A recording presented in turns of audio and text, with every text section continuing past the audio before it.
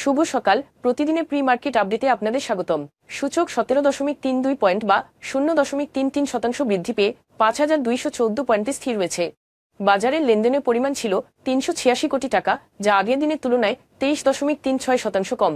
বাংলাদেশ 2025 অর্থবছরের জুলাই ফেব্রুয়ারি মাসের ঋণ পরিশোধে 2.636 বিলিয়ন মার্কিন ডলার ব্যয় করেছে, যা আগের বছরের 2.03 বিলিয়ন মার্কিন ডলারকে ছাড়িয়ে গেছে।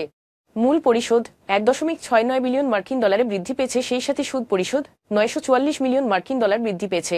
ইতিমধ্যে বৈদেশিক সহায়তা প্রতিশ্রুতি এবং বিতরণ যথাক্রমে 67.3% এবং 17.3% হ্রাস পেয়েছে, যা প্রকল্প বাস্তবায়নের উপর নেতিবাচক প্রভাব পড়েছে।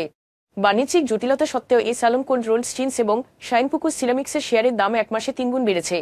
বিশ্লেষকদের মতে, গুজব বিনিয়োগকারীদের এই শেয়ারে বিনিয়োগ করতে আগ্রহী করে তুলেছে। সালম কোল্ড রোল্ড স্টিলস ঋণ না পাওয়ার কারণে উৎপাদনে চ্যালেঞ্জের কথা উল্লেখ করেছে, তবে তারা এও দাবি করেছে যে তাদের ব্যবসায় এতে কোনো প্রভাব পড়েনি।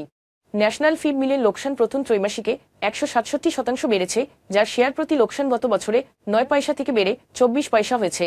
কোম্পানিটির শেয়ারের দাম 4.35% কমে 8.80 টাকায় দাঁড়িয়েছে। মুদ্রাস্ফীতি এবং রাজনৈতিক অস্থিরতার ফলে রাজস্ব আয় হ্রাস পেয়েছে, যার ফলে 2024 অর্থবছরে এটি প্রথম বার্ষিক ক্ষতি হয়েছে এবং 2 বছর লভ্যাংশ না দেওয়ায় এটি যে ক্যাটাগরিতে রয়েছে। এক মাসে ইস্টার্ন লুব্রিকেন্টসের শেয়ারের দাম 49% বেড়েছে, যার ফলে ডিএসই তদন্ত শুরু করেছে। কোম্পানিটি কোনো ধরনের মূল্য সংবেদনশীল তথ্য প্রকাশ করেনি, যার ফলে বিনিয়োগকারীদের মুনাফা 4.09% হ্রাস পেয়েছে।